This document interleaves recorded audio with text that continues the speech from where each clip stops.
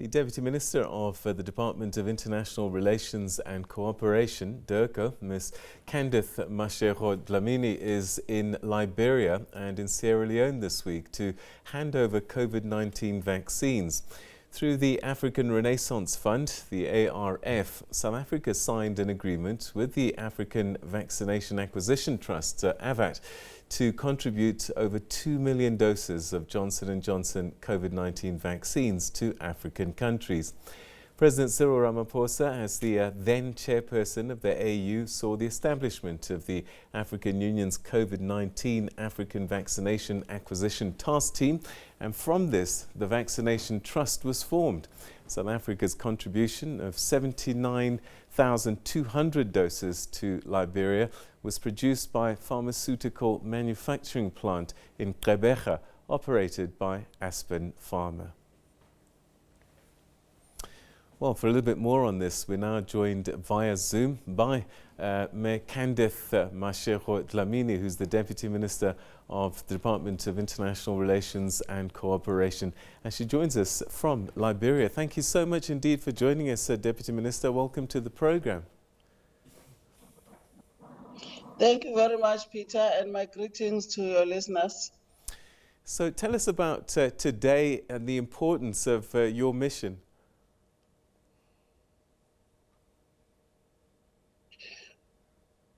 Well, Peter, our mission as government of South Africa is through the signing of the agreement with the African Vaccination Acquisition Trust to contribute a total of 2,030,400 doses for Johnson & Johnson for COVID-19 to African countries. So AVAT was formed, as you're quite aware, but through the establishment of the African Union COVID-19 Vaccination Acquisition Task Team in November by President Cyril Ramaphosa as the chairperson of the African Union.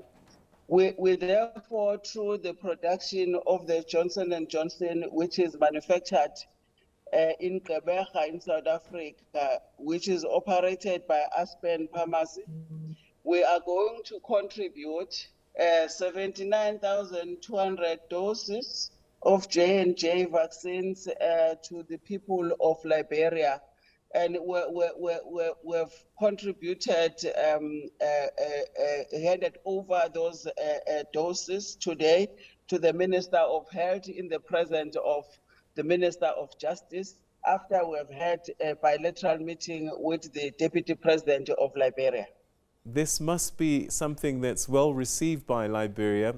Africa in general has been struggling to vaccinate its people, and Liberia working hard to try and reach herd immunity. So these doses must be greatly appreciated.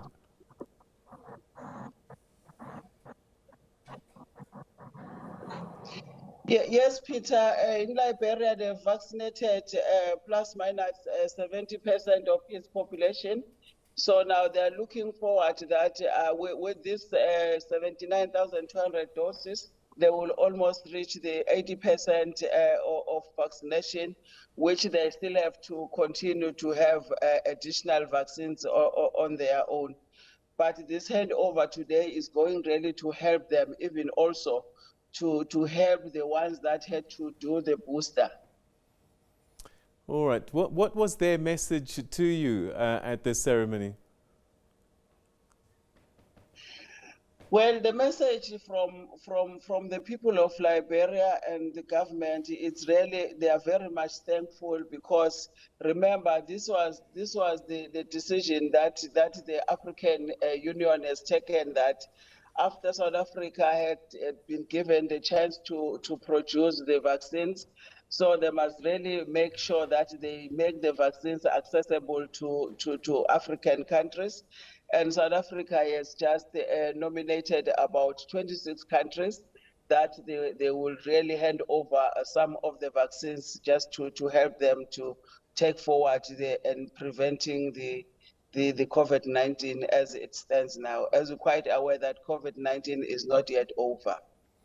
Sierra Leone is another destination. Is it a similar mission? Well, Sierra Leone we are going to hand over tomorrow. We are traveling tomorrow to Sierra Leone, leaving this area at night.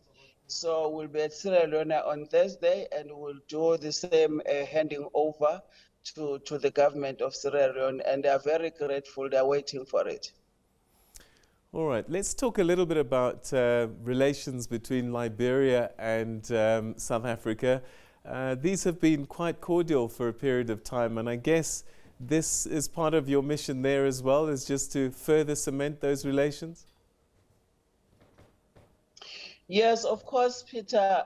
Our relations between South Africa and Liberia started by our former president, Nelson Mandela, in 1962, when we were all on the struggle of liberating South Africa. And Liberian government at that time really lent a hand and also make sure that they help us through the visit of Nelson Mandela in 1962 for us really to get better strategies to deal with apartheid in South Africa. And we are grateful that up to so far, when we had our democracy in 1994, in 1997, we have signed an agreement, our bilateral agreement, the first bilateral agreement with the democratic government of South Africa, really to make sure that we really take the relationship to the highest level in terms of economy, in terms of people-to-people relations, and so on. So as it stands now, I have just coming from a meeting business people who are Liberians, and some of them, they've got partnership with South African business. So most of the South African businesses are investing here, which is a very good thing. And some of them, they're investing in South Africa. So our relationship really, it's the one that is really cordial and very successful. Are there any new areas of development that you're discussing, perhaps new areas of interest? Well, the new area of interest is that the Liberian government has started to have the connectivity in terms of the two-way radios, the towers, building the towers here. But South Africa came very handy. Business people from South Africa came very handy. As it stands now, they've got about 8 towers from 8 of their states now. The communication is very good. So they're looking forward that South Africa can really join hands with them so that they can extend the building of the towers to the other states that are remaining, because they've got 15 states here. So that was a very good business that they are looking forward. So we'll be speaking to the private sector of South Africa who are dealing with this telecommunication and building of the towers, so that they can join hands with the Liberians to extend the tower building here. One of the challenges that always seems to come up is the balance of trade, and it seems as if a lot of it is in our favor as we export more than we import. Is there something that we could be getting from Liberia? Well, no, not exactly, Peter.